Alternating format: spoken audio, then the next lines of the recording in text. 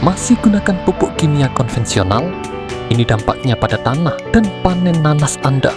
Tanah jadi asam parah dan hasil panen tidak optimal. Investasi Anda tak maksimal. Kini hadir solusinya. Metode OPTS, perpaduan pupuk kimia, organik, dan lepas lambat untuk hasil terbaik.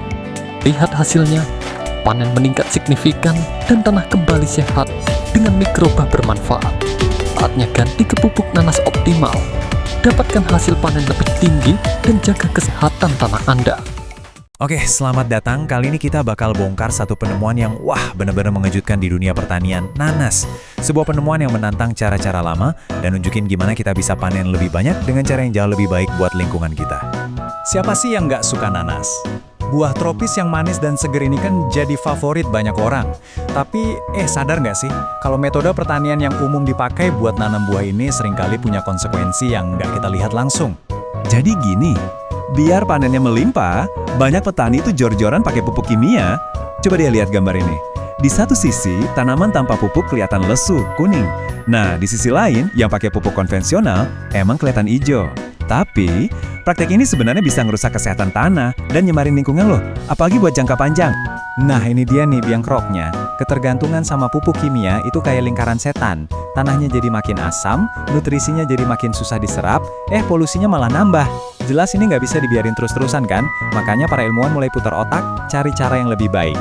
Dan pencarian itu akhirnya membawa kita ke sebuah eksperimen lapangan yang seru banget.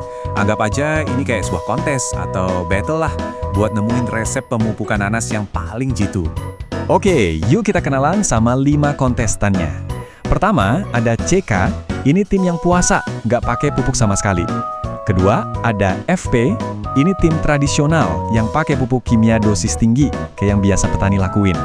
Terus ada 3 penantangnya nih, OPT, yang pupuk kimianya dikurangin, OPTO, yang pupuk kimianya dikurangin plus ditambah pupuk organik, dan yang terakhir sang jagoan, OPTS, ini paket komplit, kimia dikurangin, tambah organik, plus pupuk lepas lambat. Kira-kira siapa ya yang bakal menang? Coba deh lihat perbandingannya langsung. Kelihatan banget kan bedanya? Perhatiin deh plot OPTS. Itu loh yang paket komplit tadi, tanamannya kelihatan subur dan sehat banget. Bahkan kalau dibandingin sama metode konvensional, FP yang diguyur banyak pupuk kimia. Udah mulai kelihatan nih siapa yang bakal unggul. Sekarang, ini dia bagian yang paling kita tunggu-tunggu. Hasilnya, beneran nggak sih metode yang lebih ramah lingkungan ini bisa menghasilkan nanas yang lebih banyak? Yuk, kita cari tahu. Sebelum saya kasih lihat datanya, coba tebak dulu deh. Kira-kira ngurangin pupuk kimia itu bakal bikin panen turun atau malah sebaliknya? Nah, ini yang benar-benar menarik. Coba lihat grafiknya. Metode konvensional, CFP, ternyata bukan pemenangnya.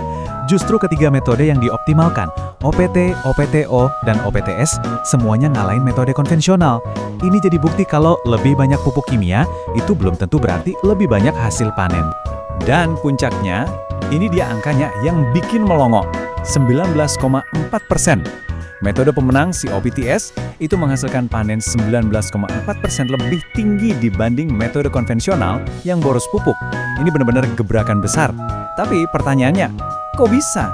Kok bisa ngurangin pupuk malah bikin panennya melimpah? Oke, buat ngejawab rasa penasaran tadi, kita harus turun lebih dalam lagi. Kita bakal ngintip ke sebuah ekosistem rahasia yang ada tepat di bawah kaki kita. Dunia para mikroba tanah.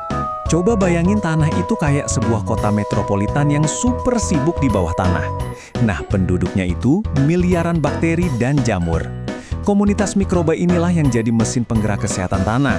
Merekalah yang ngurusin daur ulang nutrisi dan bantu tanaman buat tumbuh subur. Dan ini perumpamaan yang pas banget.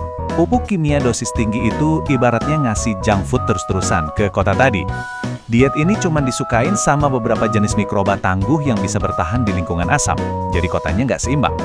Sebaliknya, pendekatan yang dioptimalkan, yang pakai pupuk organik, itu kayak ngasih diet seimbang, yang akhirnya mendukung komunitas mikroba yang jauh lebih beragam dan sehat.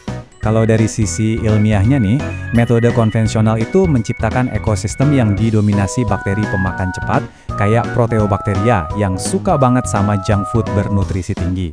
Sebaliknya, metode OPTS yang unggul itu menciptakan komunitas yang lebih seimbang. Dia kasih ruang buat bakteri pemakan lambat kayak Acidobacteria buat ikutan berkembang. Keseimbangan antara dua kelompok inilah yang jadi kuncinya. Dan para peneliti nemuin hubungan yang jelas banget. Semakin beragam bakteri di dalam tanah, ternyata semakin tinggi juga hasil panen nanasnya. Ini bukan kebetulan ya, ini bukti nyata kalau tanah yang hidup dan sehat, ya bakal menghasilkan tanaman yang sehat juga.